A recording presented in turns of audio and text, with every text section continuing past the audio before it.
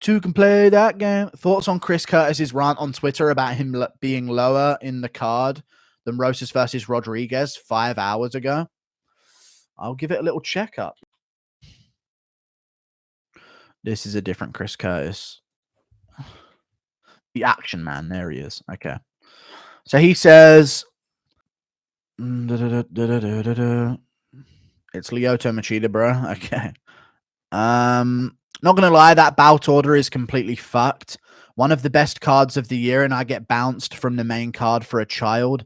I fought on short notice, have taken on whoever and gone 4-1 to get ranked, and I get bounced for a kid with one fight. Yeah, I'm salty as fuck. He shouldn't be salty though. He doesn't understand. The prelim headliner gets more live viewers than anyone on the main card. That's a fact. Because the pay-per-view sells, what, 500K pay-per-view buys? The prelims always have over 1 million viewers. Always have over 1 million viewers. So you should see it as a good thing that he's headlining the prelims, I think, anyway. But yeah, obviously he's going to see it a certain way. Is Rishi Sunak, we're being replaced. Thank you for the $5, dude. No one gives a shit about Chris Curtis. Yeah, and also, Raul Rosas Jr. has a fucking big following on Instagram, right? I think he's got a couple 100,000 followers. He's got 376,000 followers. If he wins again in impressive fashion, he might be closing in on 500,000, you know? Might be closing in on 500,000. So, yeah. Chris Curtis seems like a pathetic simp. He actually commented on a video. I was hating that he beat Brendan Allen before because I was like, he's 34 and he's beating all the fucking prospects. And he left a comment on one of my videos before. I raged about him winning, and he like left a comment. It wasn't actually his account. It might have been his account though, to be fair. It might have been his account. It was on Sorcerers. Ah, okay. If you watch anime, I can't take you serious. Thoughts? Yeah, it's a bit weird, isn't it? Especially if you do it as an adult. If you're still watching anime, it's kind of sus. Just watch cartoons, dude, you fucking weirdo. Thoughts on Curtis saying he and Gastelum should be on the main card over Child Rosas? No. Rosas being on the main card brings in more eyes, more attention, more views. It's just how it is. They got to sell pay-per-views. You can't blame them. Chris Curtis is pissed at Raul Rosas.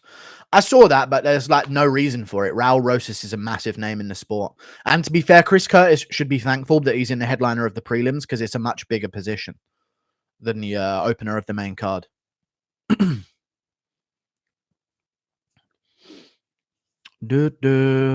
Bad take. It's not a bad take, dude. The sport's got to sell pay-per-views.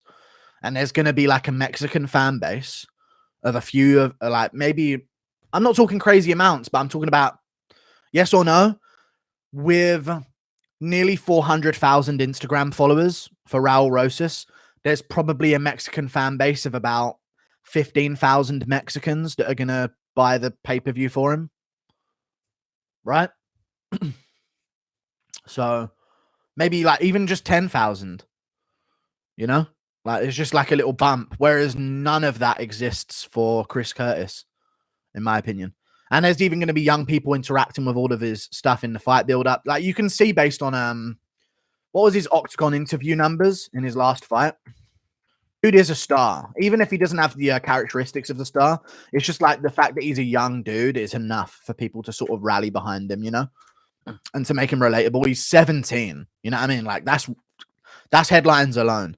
His fight on the Contender Series that they uploaded got 4.4 million views. His Octagon interview got 561,000 views.